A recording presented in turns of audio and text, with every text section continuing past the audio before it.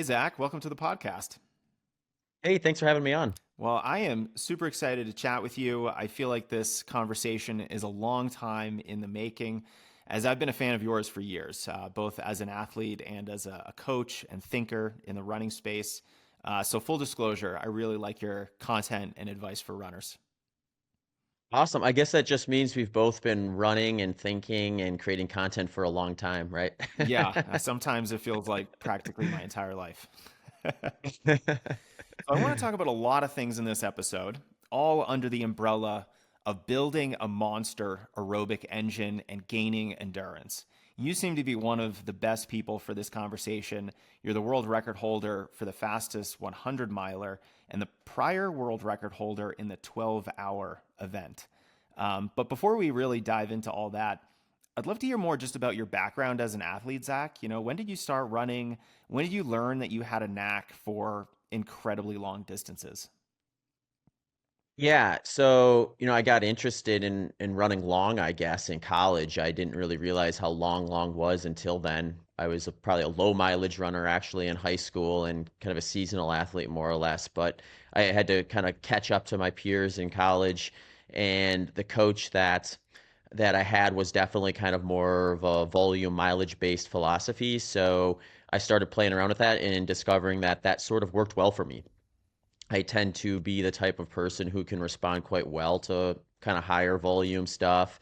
It's where I have to be a little more kind of careful is speed work development stuff, and the inputs there are where I'll typically get, a little bit of overreach if I'm not too careful or pick up an injury or something like that. So mileage always was the one where I felt like I could get away with a little more than my peers, where they'd get injured a little bit before I would, and I could seemingly stack more miles on top of the training without that happening. So after college, I sort of just, I wouldn't say I accidentally found my way into ultra running, but I sort of did. I was aware of it at that point. I had decided that at some point in my life, I was probably going to do some ultra marathons, but I was in my early 20s at the time. So I was thinking like that'd be something I would do, like, maybe in my 30s.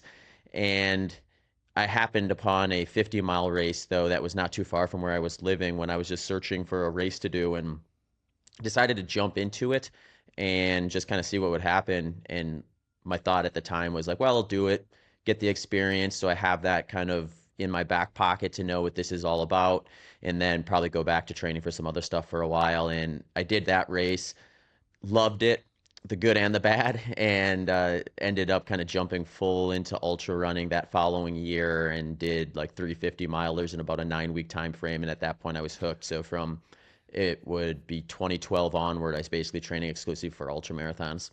And so you started sort of in your mid to early 20s as opposed to your 30s, as your original plan sort of was, right? Yeah, yeah, I think I was 24 when I did my first ultra marathon, and then I waited a full year to do another one. But then from there on in, it was all in on ultras. So we're going to talk a little bit more about your current training, but from a historical perspective, let's put some numbers on what you were just describing as, maybe low mileage in high school, you started playing catch up in college, and then you started realizing, hey, I can run fairly high mileage compared to my peers and be okay with this. What kind of numbers are we talking about when you're talking about low, medium, high mileage? Yeah, yeah. In high school, I never really exceeded like say 20 to 30 miles per week. That would have been like a pretty heavy week actually, and it would have probably mostly been in season. It really wasn't until my senior year that I started even running year round. So, a lot of like 3, 4, maybe 5 mile runs, and then like the occasional like monster at the time, which was like a 7 to 8 mile run. And then in college, it was sort of an eye-opening experience. Actually, I didn't run my freshman year, but then my sophomore year, I transferred to the University of Wisconsin Stevens Point, and they had a track and cross country program, pretty well respected in the Division III category. So I thought, hey, if I'm going to be here and do any sort of serious running, I might as well see what I can do if I can be on the team. So I met with the coach, and he sort of laid out just like the development process for the athletes that he works with. And he said like most of the incoming freshmen are encouraged to get up to around 50 miles a week in their kind of summer training leading into that first season, and that was a pretty good mark.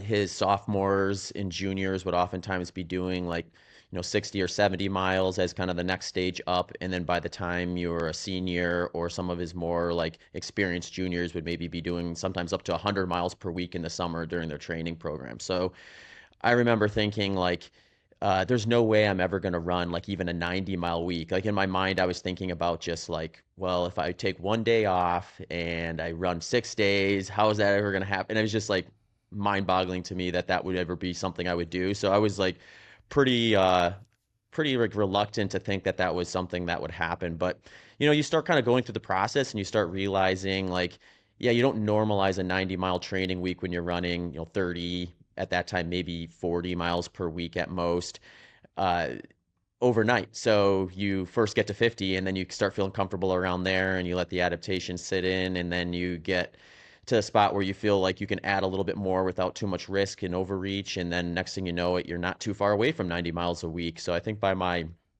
the summer before my senior year, I hit some 90-mile training weeks and had sort of redefined in my mind exactly what that meant. Uh, After college, I started playing around with even higher volume than that. I was hitting some 120-mile training weeks fairly consistently. I sort of like stepped away from speed work for a while though, so I was like a little bit maybe worn out from that side of the training process, and kind of just reallocated almost all of my training load into just building up volume. And that's kind of how I got up to those higher numbers. And it really wasn't until I probably got a couple years removed from that and started taking racing a little more seriously with like ultra marathons and stuff that I got back to doing some speed work development phases, when you get to a point where it's like you start to like recognize that that input hasn't been there for a while and it has some consequences if you don't get around to doing it. So I sort of restructured the way I would train at that point, when I kind of had that higher mileage foundation in place. It was probably a good spot to start reintroducing some of that stuff. I love how running helped you redefine what was possible from a mileage perspective, but I just love the parallels to every other area of your life where running can help you redefine what's possible in so many other different areas of your life too. And it's just a learning process that running helps reinforce, and then you can apply it to so many other different spaces. Yeah, no, absolutely. And it's just one of those things where I feel like my college experience as a whole was like, I'm using nothing that I did in college as a profession at this point. But when I think about just like the big key lessons, it was like what you just said, where it was, yeah, you have this huge thing that you're supposed to get to, or you're going to try to get to. But if you don't step back and realize there are multiple steps I need to do on the way here. I need to be aware of what those end goals are, but also be aware that these earlier steps need to be done and done well first before I can really start stressing about what those are. So that happened with running for me. It also happened every semester because you get your like your syllabus of what was coming up, and you could look at literally everything you had to do that semester, and it was so easy to think like, how am I ever going to do this? But then when you actually start unpacking and realize if you spread it out over 4 months or so, then it's really not that bad. It's just management. Yeah, just like training, right? Um, Yeah. Yeah, this is really interesting to me, especially like how you went about building your mileage over the years, because I think taking that very methodical approach where, I love this analogy of, one small bite at a time. You're taking a small bite of the apple, every quarter, every semester, and just gradually pushing the envelope with the mileage. And it wasn't like it happened in a year. You didn't start running 100 miles a week in your second year of running.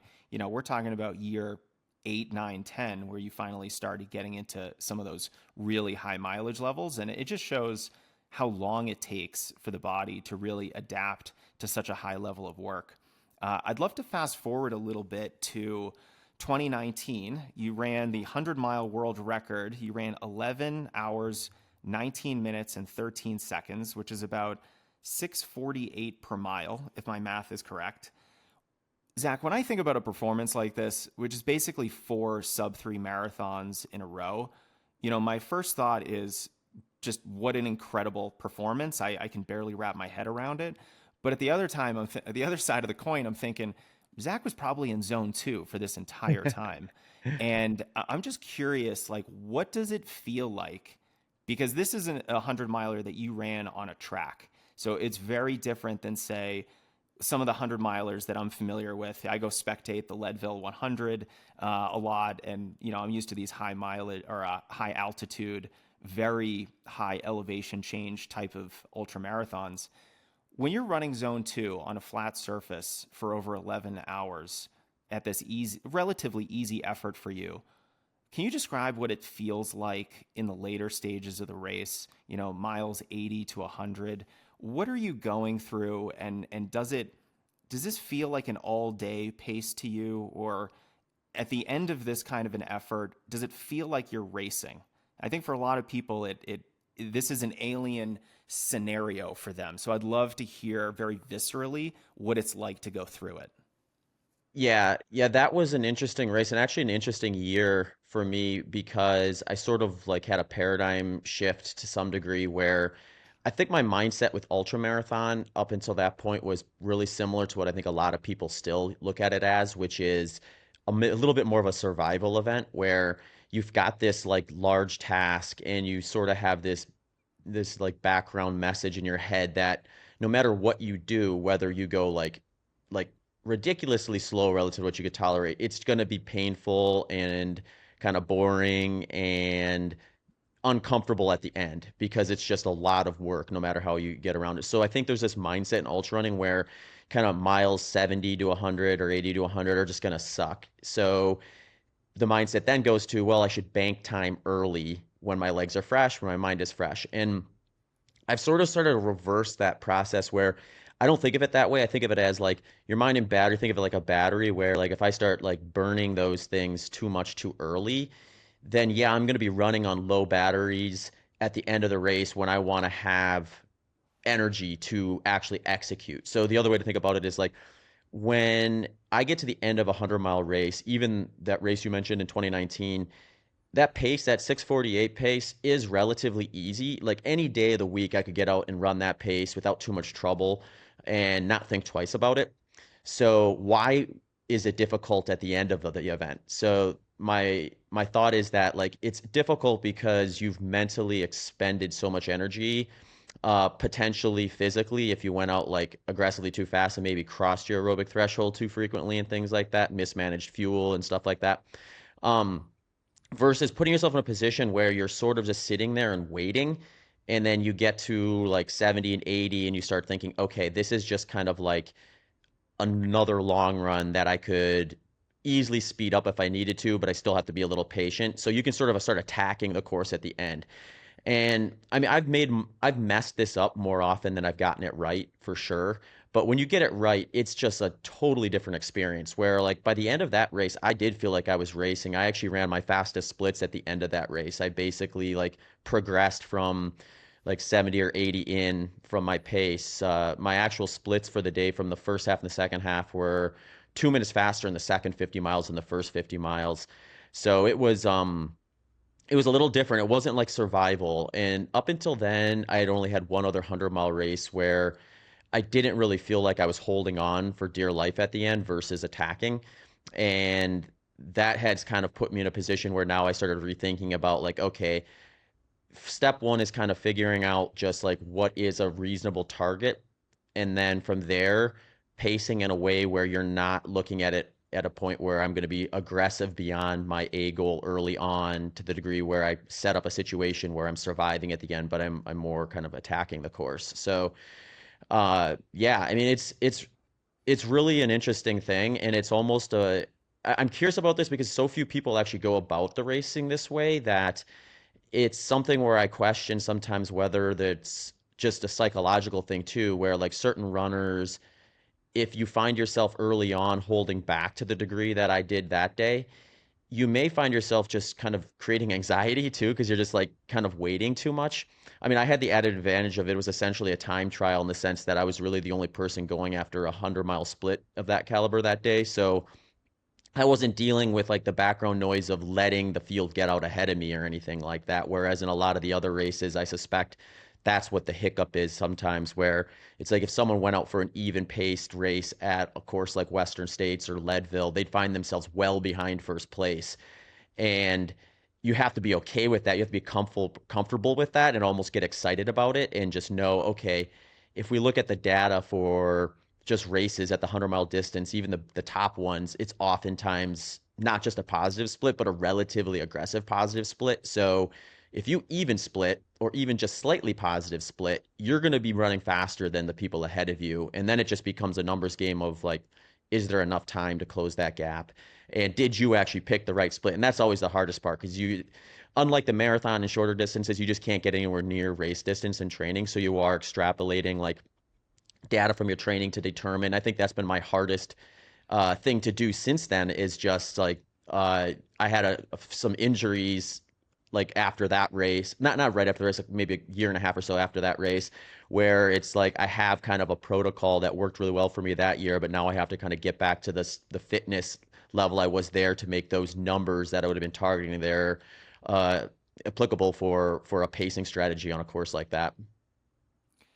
It seems like the evolution of how 100-mile races are run is now converging closer to how most other distances are run, where you don't go out super fast. Maybe with the exception of like the 800 meters, but a more even split is generally considered a sound racing approach in most other distances. You don't want to go out too fast because then you just blow up. And it seems like that's been the way in a lot of 100 milers over the years. And you're pioneering almost like the old school approach to racing, where you're like, I'm not going to go out super fast and blow up. I'm going to have a more reasonable first half so that I can have a stronger second half.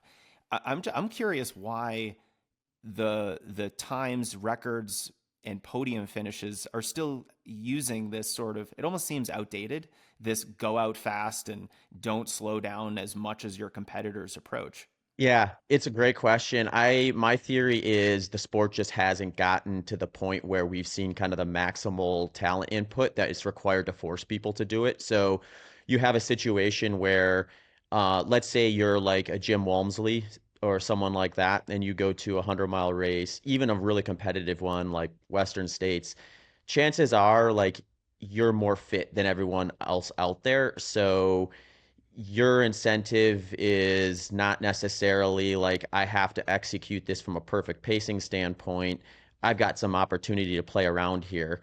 And if we step away from even that kind of extreme example and just look at just like the front of the pack of any competitive race, I really think what it is it just takes one person to really get out a little too fast, and then it's going to bring the rest of the field with it. So nobody has paid the price dearly enough, in my opinion, to change the way that they're racing. So if we had a scenario where like now let's say like the individuals who were or let's just imagine this scenario. Let's imagine that we have our current kind of stable of like top tier ultra marathoners at the 100-mile distance. Let's say a whole new group came of just like a dozen people and they were equally as talented as this group that's currently there. But this new group started even pacing and just started beating these guys by 20, 30 minutes because of it. They would have to adjust in order to accommodate for the fact that now they're all of a sudden no longer able to compete that way because someone out strategized them essentially. I suspect that will happen. I think we'll get to a point where, the level of talent that comes into the ultra marathon running scene and the 100-mile type stuff gets to the point where if you decide to race like that, you're going to pay such a dear price where it's no longer about kind of this mentality of like, I go out hard and survive and get my win, even though I had a 30-minute positive split too. If I do that, I'll be lucky to sniff a podium. So, uh, and I mean, we see this, I think, at like a lot of kind of the more historic races too, where you actually have a fairly high data collection opportunity, like a race like the JFK 50 mile. Um, you can get even more specific, I guess, with some of the like more timed events like I've done or the loop type courses where the terrain doesn't change. So you can really actually look and see exactly what an even split would look like. Those just tend to be a little less tested in the current era. So I find it sometimes more interesting to almost look at the trail side of things. I love hearing your perspective on sort of the evolution of race strategies in some of these really long races. I'd love to switch gears a little bit and talk a little bit more about the training side of things. This is the endurance episode. You're the world record holder in 100 miles, so you're such a great person to ask about this. Let me ask something very specific that is specific to you, Zach. I saw on your Instagram recently, you ran an easy base run at a heart rate of 149 beats per minute. I think your average pace was 627 per mile. Now, I look at that and I go, well, that just seems like a normal base run for Zach Bitter. But I'm sure a lot of runners might look at that and think, there's no way that was easy. There's no way that's zone two. You're clearly in zone three at a heart rate of 149. What do you have to say to that? We're gonna talk a little bit more about zone two and zone three, but from this specific example, how do you think about heart rate, easy runs, keeping things manageable, and what actually is easy for you? Yeah. Yeah, I'll just quick jump in with I'm actually the 100-mile American record holder now, so it did get broken. I don't want to take too much credit for for A yeah, I one-time was world at one record point. holder. Yeah, they can't take that away from me. But yeah, no, it makes sense. I mean, I get questions about that a lot too because people are they're curious. And with heart rate too, it's one of those things where it's like you can have some variance with that as well as like where is your actual like zone 2 number gonna cross over at.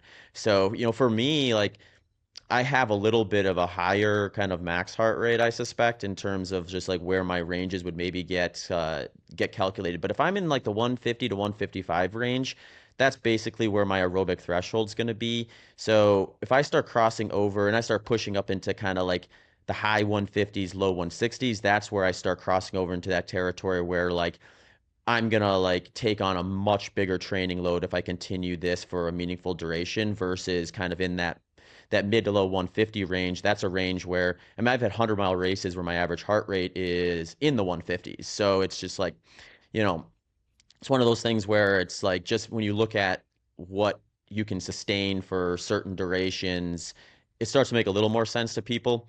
Um, yeah, and it's just one of those things where I just use that as kind of like a data point. Since I know that I can run, 12 plus hours at a heart rate of around that 150 number, my goal then becomes how do I get my pace as fast as possible at that intensity?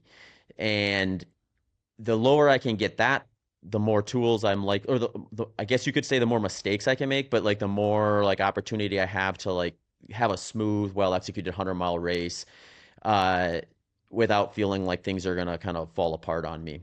If I make a small error or something like that, or I have a little more flexibility if I have like a mile that's a little faster than it should be or something like that. So my goal in training anytime I'm doing a 100-mile race is essentially to kind of first establish a strong base at that spot, drop in kind of a speed work development phase after that to kind of just move the pace at that system as low as I can get it, reasonably speaking, with the time frame I'm dealing with, and then go through a long run development phase specific to the 100-mile with kind of targeting around that heart rate range or whatever I plan on trying to sustain for the duration of the event. And yeah, I mean it's I've gotten that pace down. I mean, in optimal conditions, I rarely get those now in Austin just because the routes I've chosen and then the humidity sometimes just kind of like toys with it. When I was living in Phoenix, I had like almost too optimal training conditions at times where it's like it's almost uncomparable when you go anywhere else where you'd get these long canal path stretches, pancake flat, no turning, you'd go under underpasses over the busy roads, you hardly even had to stop. You'd get a nice, cool, dry morning out there, and I had a training block where I was just at a 150 to 155. It would have probably been closer to 155 average. I was hitting like six flat, maybe even a pinch under six flat for some of those runs. So that's kind of like when I can get it down to that far, that's when I know like, okay, if I go out to like a track event where it's really controlled, if the weather isn't bad, then if I'm targeting a pace similar to what I did in 2019, there's enough buffer between there and what I could do at a heart rate that isn't super unsustainable for that duration. It gives me a lot of confidence to feel like okay, I can kind of stick this pace without worrying about it being too aggressive. Now I just got to focus on the fueling and hydration side of things. You're making me feel better that my pace is sometimes so slow when I'm at 6,000 feet altitude, like running up the side of a mountain. That'll slow you down for My heart sure. Yeah. rate's like 170. Now, Zach, you've mentioned aerobic threshold, this zone being, somewhere in the low to mid 150 heart range for you.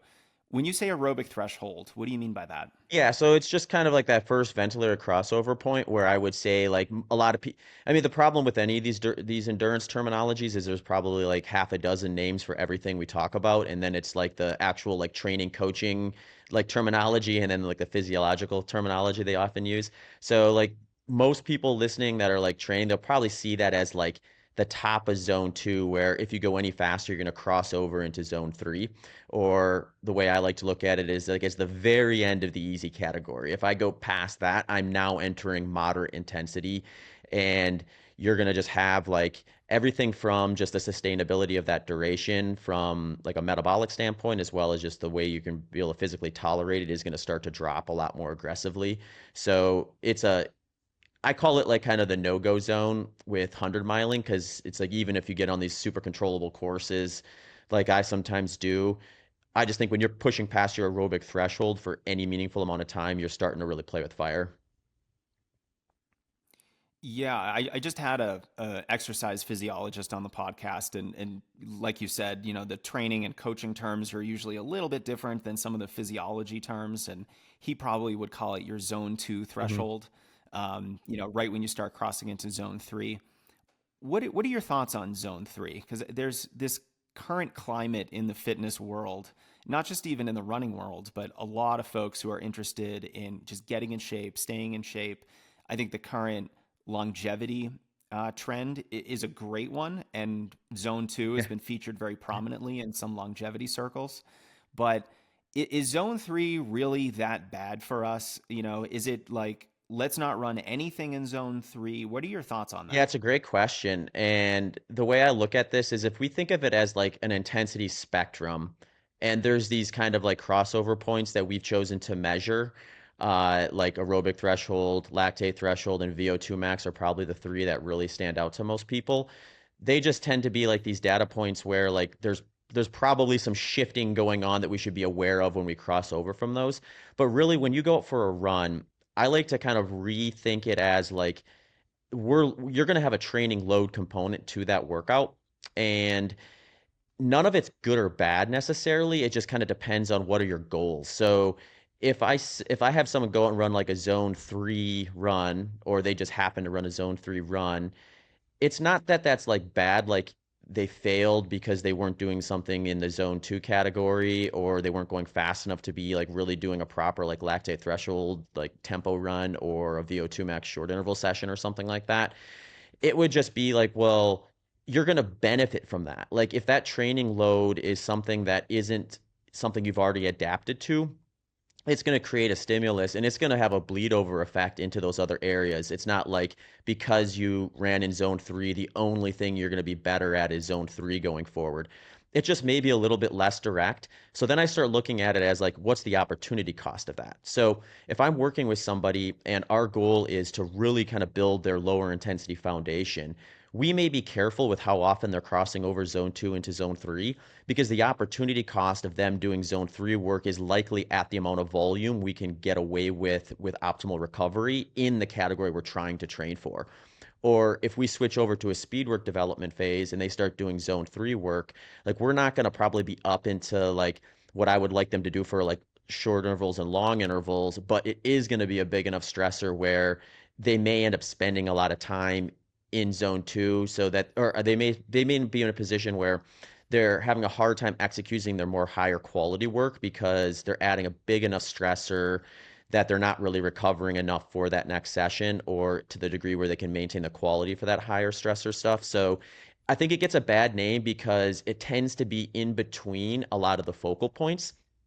Where it gets interesting for a lot of people, though, I think, is the marathon, because now zone 3 kind of becomes race pace for a lot of people. You have a situation where if you're not like the very back of the pack or the very front of the pack, your race is going to probably be right in between your aerobic threshold and your lactate threshold. It isn't until you become like a low 2 hour marathoner that you're pushing right up to your lactate threshold for race day. And it's probably not until you're well in the back of the pack where like aerobic threshold is something that you can't cross over in a race of duration of, say, 4 or 5 hours. So uh, then it becomes a thing where it's like the opportunity cost of, say, doing something in zone 3 for someone training for a marathon should be low at the end of the plan because you've done all the work that would prepare you to now get more specific with the race intensity that you're going to train. And then you should start thinking about, how do I spend as much time as I can get away with and recover from working on what I'll actually be doing on race day.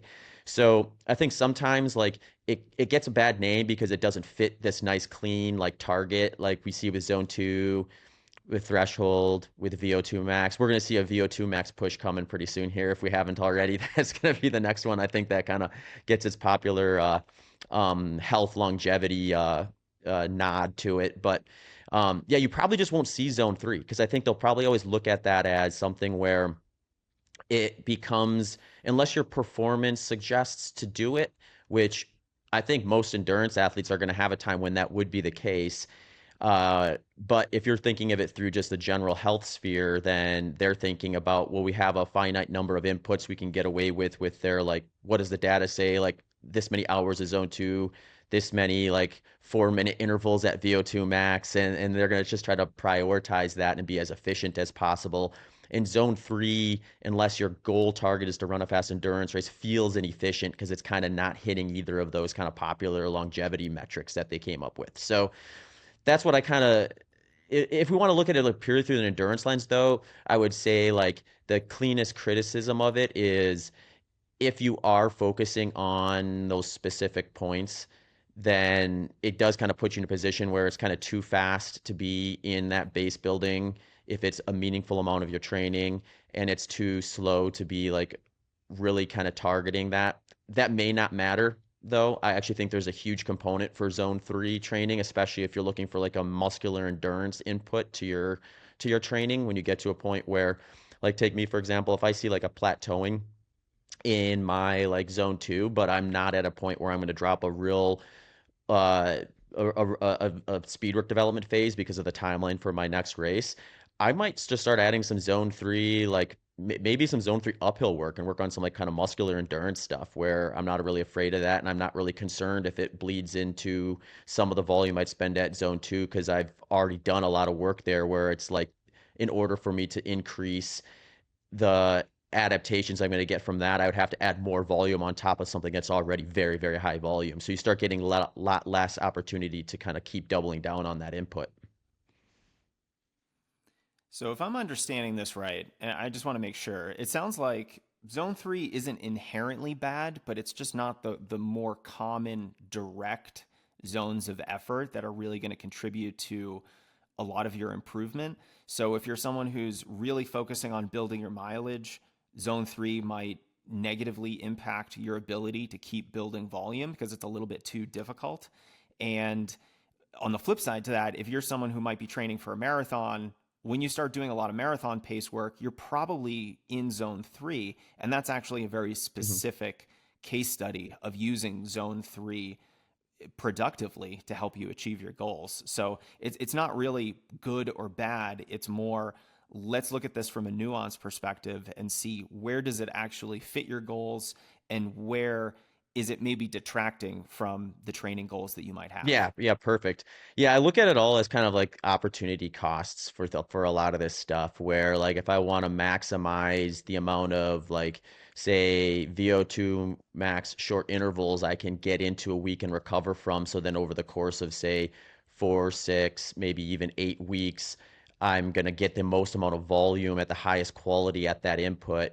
Then if I'm doing a lot of zone 3 work in between those sessions, it's likely going to reduce that number that I can get to. And on the other side is kind of the same. If my goal is to see how much volume I can stack up at zone two or underneath, if I'm starting to kind of drift up into zone three too frequently, it's likely going to put a lower ceiling on how much of that volume I'm able to get. So if you've checked those boxes though, or those boxes aren't in a position where it's ready to check, I think that's where you get a little more opportunity. Or like in the case of the marathon, where eventually you got to start doing the specific thing you'll be doing on race day. So, Zach, you said something earlier that I really wanted to pounce on because it was just fascinating. You said something along the lines of, my goal is to run faster with a lower heart rate.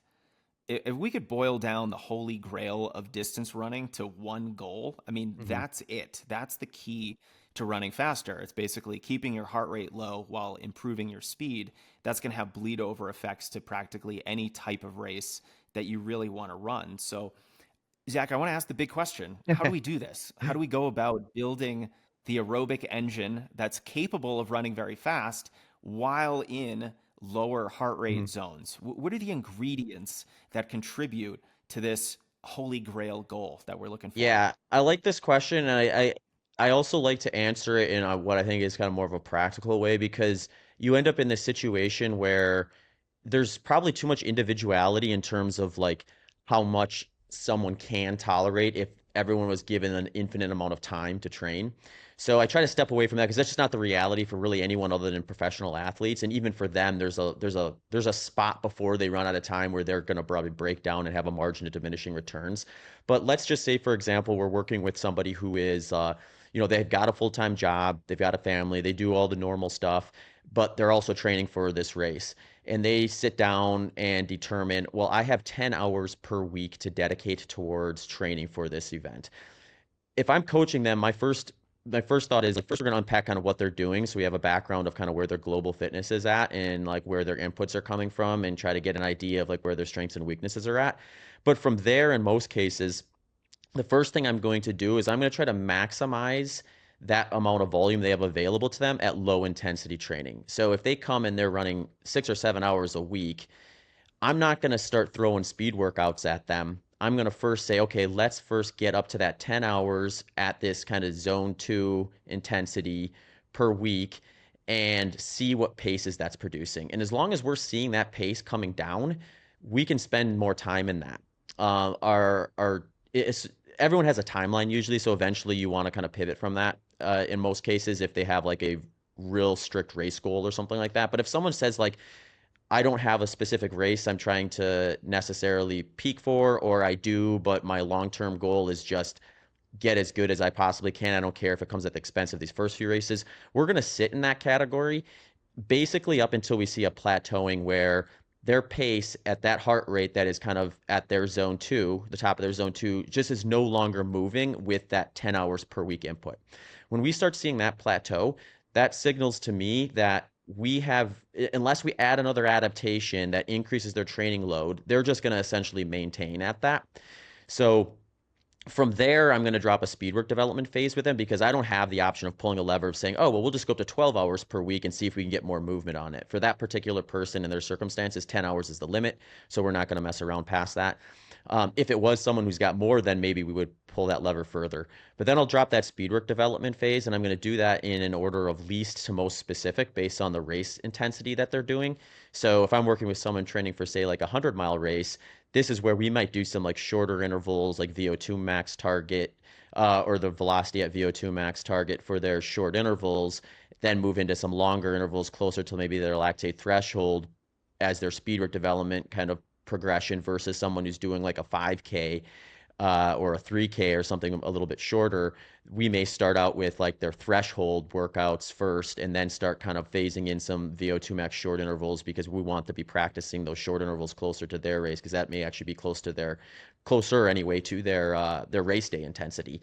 And that speed work development phase is going to be the thing that kind of like will improve once we go through that development and then go back. So if I would just do that first 10 hours, see the plateauing, then do the speed work development phase. When we come back to that, that's where I often find is now when we come back to it, reducing the speed work volume and just targeting that zone two again, we see a faster pace at that same heart rate or that intensity that they were doing before. So I tend to look at these things as like things like the heart rate and the intensity that you feel when, or your perceived effort when you're doing something like a zone two, a threshold workout, a VO2 max workout. Those things are constant. Those aren't going to necessarily change. But what will change with the moving target is your pace at that, assuming everything else is controllable enough, where it's not like you were doing it in 60 degrees and now you're doing it in 100 degrees, or like your example before where you're training on the Phoenix Canal Path and you go up to Leadville, you're going to get a little bit of variance in the pacing then too. But I find like let's get really good at identifying kind of how it feels to run those different intensities and work at moving things like pace in like an environment. And a lot of people, what they'll do is we'll just pick like a route that we can kind of more or less be a little more accurate with our predictability. And this is maybe where treadmills sometimes can be useful for people because they can just control that environment a little more. And that doesn't mean you have to get on the treadmill all the time, but we may just do an assessment every few weeks to kind of see where things are at with that more controlled environment and see if our inputs are actually doing what we're trying to do, which is lowering that pace at that intensity that we're targeting. What if someone doesn't have that much time to train? Is the advice just scaled back to lower volume levels? Because I know that 10 hours a week, we're looking at almost 90 Mhm. minutes a day of running. And for a lot of runners, that's either impossible with their schedules or their body just won't handle that. So if someone's maybe only capable of half that, 5, 6 hours a week, is the advice the same, except we're just going to continue to maximize our time at that zone two effort, sort of as a base phase at the beginning before moving into that more speed oriented Yeah. So phase? if I always find just when working with people, like we sit down, we're like, well, what are your non-negotiables in the sense like what life circumstances are we just not going to be able to compete with training? And if that adds up to a scenario where they have 5 to 6 hours per week to dedicate, or if it's just like that's what I'm willing to do for one reason or the other, then we're going to work within that framework. I always find that like if we want to kind of sum everything up as like the most important thing, it's going to be consistency.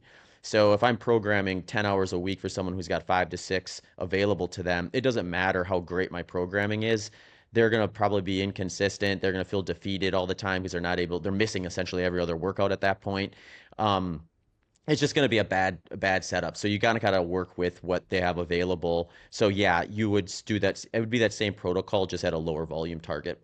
And then that will impact speed work development phase to some degree too, because I'm just less likely to have as the nice thing about having a really large volume foundation is it also opens up the door for a higher amount of volume you can spend at the speed work development phase. So this is why the best in the world we see oftentimes doing high volume stuff. We don't see like Olympic marathoners running 50 miles a week because they would get there's some very, very good people running very fast marathons at 50 miles a week, but when you get to the level of Olympic athlete, if you're unable for one reason or the other to put in that much the stimulus, essentially, there's going to be someone of equal ability that is, and then they're going to have a training advantage over you.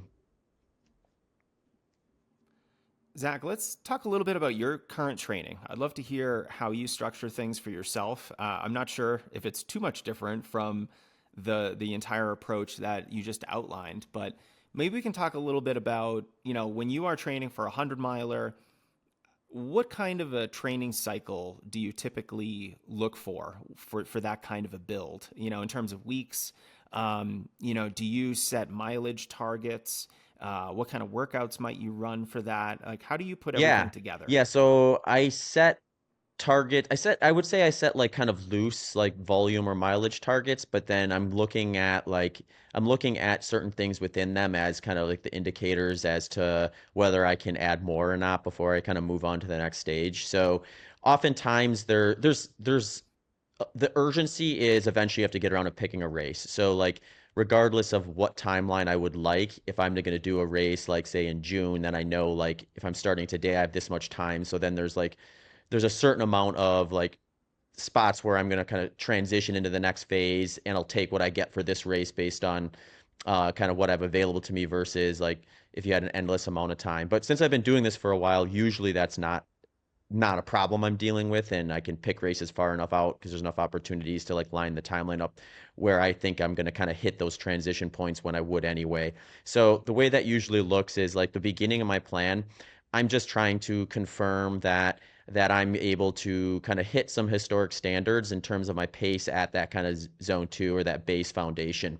Um, I'm usually trying to get up to a point where I'm putting in without too much trouble uh, a pretty reasonable amount of volume per week. So that'll usually be somewhere in the neighborhood of like 12 to maybe 15 hours of running volume, or somewhere in the neighborhood of usually around 100 miles, 120 maybe at the most during that phase, and then that'll usually be like a phase of like usually at most, unless I'm coming off an injury or like an extended off time, like 8 weeks. At that point, usually I'm at a point where like, all right, I either need to add more volume or like a speed work development phase because I'm just not seeing this number go down any further at this intensity with the volume inputs I'm doing. So then I'll do a speed work development phase that follows least specific to most specific. So if I'm training for a 100 miler, I'm going to do a phase of short intervals that are going to be pinned to like an intensity I can sustain for about 12 minutes in an all-out effort,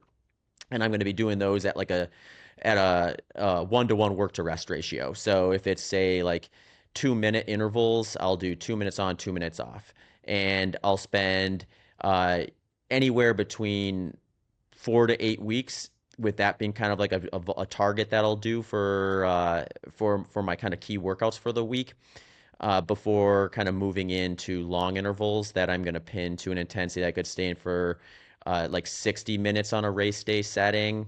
For people that are looking to maybe like kind of find how to maybe work this in their own training, like 30 to 60 minutes is kind of like a goal target for this intensity. I really like just doing like, I mean, you could always go into a lab and get like a metabolic test done and get all these numbers like spelled out for you, which to some degree can be a gold standard, but a lot of people aren't going to be able to or are going to do that. So I find like most people are going to still want to kind of use a field test of some sorts to determine some of these things. I just like a 30-minute time trial because if we're looking at an intensity that's 60 minutes on race day setting at its kind of like height for the average runner, then we're looking at a scenario where like if I have you go out in just like an average training day and do that workout or do try to pinpoint what that workout is, the odds of you getting anywhere near what you'd be able to do tapered at a race setting with all that goes into that with a full development, it's just not going to get to be 60 minutes. So we're probably going to get closer to that number by doing a 30-minute time trial and training. And I can also tell them you don't have to absolutely wring yourself dry on this either because we're targeting the low end of what this intensity will likely entail for you on a race day setting. So I can tell them to go do 30 minutes, give it a good hard push. Don't feel like you have to completely destroy yourself, but make sure you are focused and giving it a good effort. And then I'm going to use that intensity to do like some long intervals, base some long intervals off of. So that next phase of training, I'll start to phase. If I'm doing something as long as 100 miles, I'll probably actually like focus on some of these inputs as few as one at a time for the most part.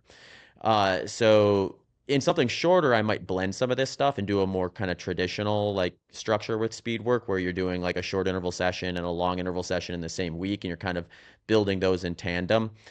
But for 100 miling, since it's so far to the lower end of the intensity spectrum, I tend to just go least specific with the short intervals first, transition, almost phase those out, go into the long intervals. I'll spend a similar amount of time, sometimes 4 to 6 weeks, sometimes a little longer than that, before I get to a point where now I'm like, if I'm coming off like more than one training cycle or even multiple training cycles, these windows usually shorten because I just don't need as much input to kind of get back to where I want to be. So sometimes it can be as short as 4 to 6 weeks where I'll do like an ultra marathon long run development phase. If I haven't done a lot of the ultra marathon stuff for a while for one reason or the other, sometimes I'll stretch out a little longer, 8, sometimes even 10 weeks, where now I'm kind of pulling back on speed work and replacing that training load input with more volume. And during these phases of training, this is where I'll get my highest volume during the year because now I'm targeting like the pace that I'm going to try to target on race day.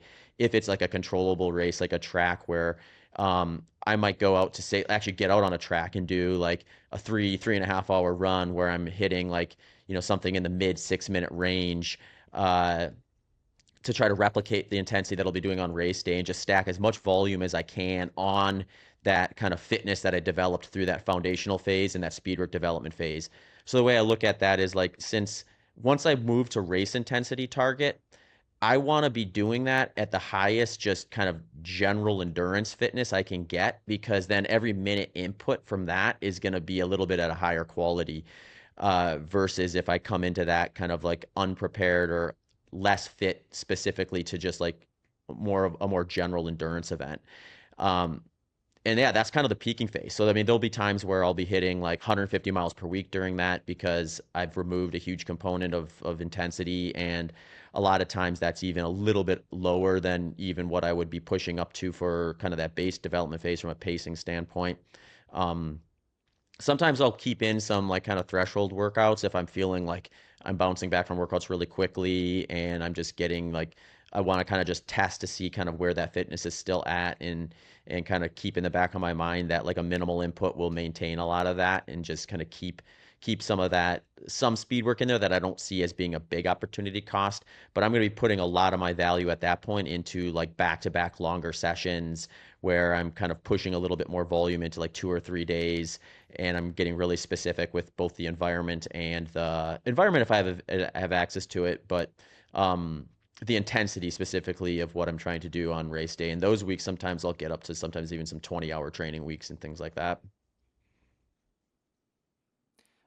With the volume that you do, is it entirely running, or are you adding any sort of aerobic cross training to your programming as well, just to sort of like pad the volume numbers, or are you Yeah, it's strictly a good running? question. In the past, it was strictly running. I would do like some strength work and things like that and mobility. I've done a little more cross training now.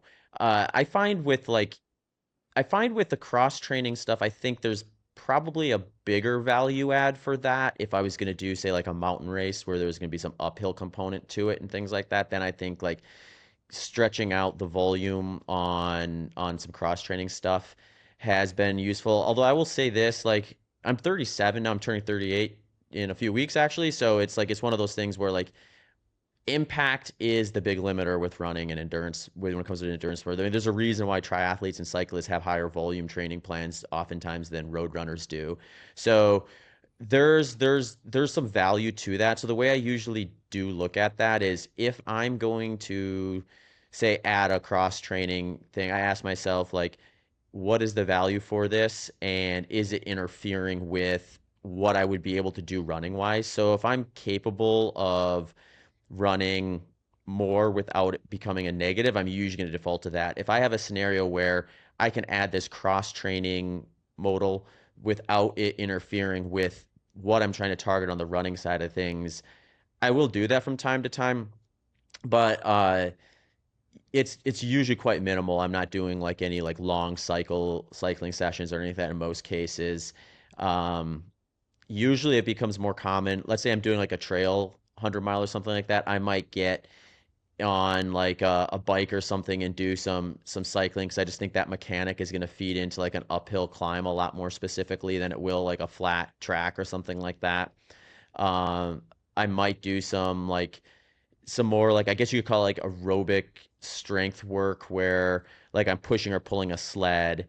I'll do this muscular endurance kind of like lower body session that at times can kind of cross over into something that could be considered cross training to some degree, where it's like a series of like either body weight or light weighted sessions of like lunges, jumping squats, jumping split squats, box steps, and things like that. And if you get to kind of like the final stages of the progression with those, like, I can do a series of those where like my heart rate might be drifting up into like the 120, 130s for it because of just like kind of the frequency of that kind of circuit of training. So those are kind of some of the things that I'll usually put in. Most of my cross training tends to be strength work, though. It's not like necessarily specific to the running side of things. What does the strength training look like? Is it primarily for injury prevention reasons, like you're trying to stay healthy with all the volume you're doing, or are you trying to gain power or force production or any Yeah, of for like those the types of muscular goals? endurance stuff, so like the lunging and the box steps and that sort of stuff, that would be more to kind of build that like that power side of things. I'll do some other stuff just from like an injury maintenance standpoint and just from a balancing standpoint. So I'll usually do like some hex bar deadlift stuff as like is the most of the two-legged things I'll do. But then I'll do like a series of I'll get on like a leg press machine, but do like a single leg press to try to get like just to for an injury prevention, single leg, make sure I'm producing the same from one leg to the next. Because if I notice like one is getting a little bit imbalanced like less strong the other one, I want to be aware of that and address it before it becomes something where I start favoring that one leg over the other. I'll do some other stuff like weight like bridges and things like that that are going to be good for kind of like the posterior chain to pair with like the hex bar deadlift. Um, that muscular endurance routine is something that I'm going to do a lot more frequently, especially as I get kind of closer to the race versus kind of some of the more foundational stuff.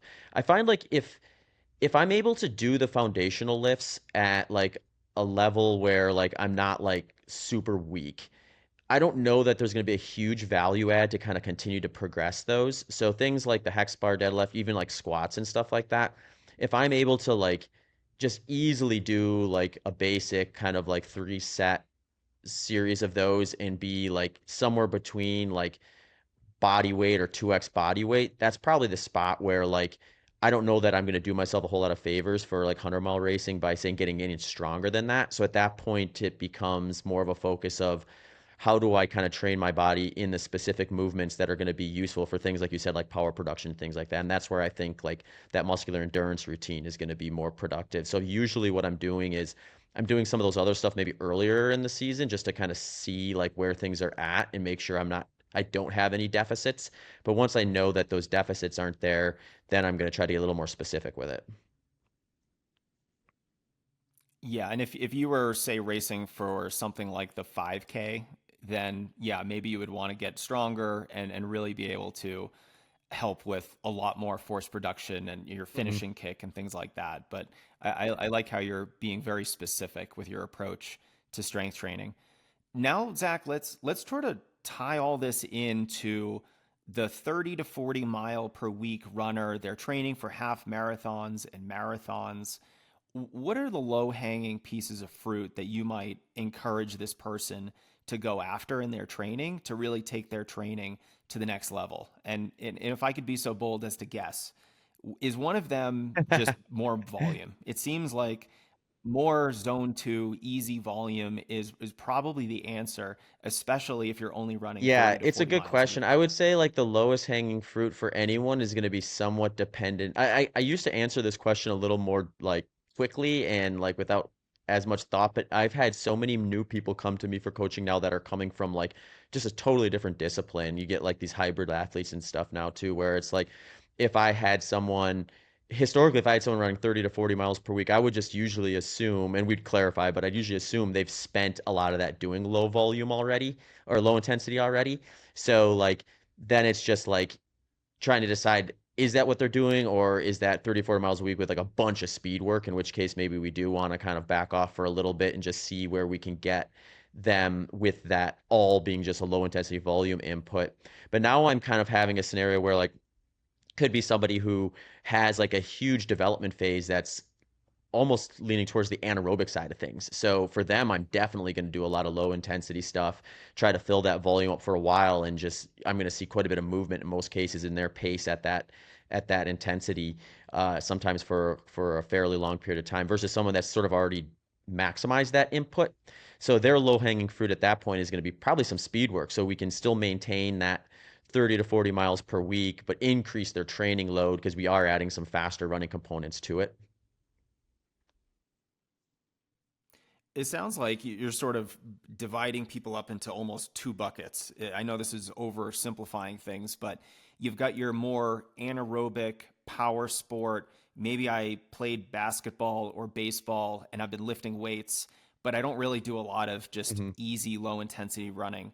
For those people, you need the easy volume. And then for those people who might be running 30 to 40 miles a week and they've been doing it for a long time, but maybe without a lot of intensity, the next step for them is to actually add more intensity, try to move those numbers that way. And then hopefully they sort of meet in the middle. And then you can start, a more traditional approach for them. Yeah. Did Yeah. I Another way sort to of get kind of that think right? about it is like if someone comes to me and they're like, I've been running 30 to 40 miles per week, and then I ask them about some specifics, or we look at like their profile on most people are logging their stuff now. So like you look at wherever they're logging that, and it's like, and we determine like, oh yeah, for the past few months you've been doing this 30 to 40 miles per week, and it's at this kind of zone two intensity, and you've more or less been running the same pace as the entire time.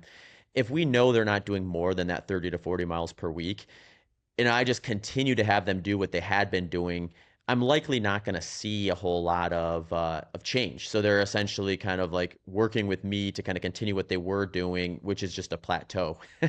So for that person, then it's like, yeah, we need to increase their training load somehow.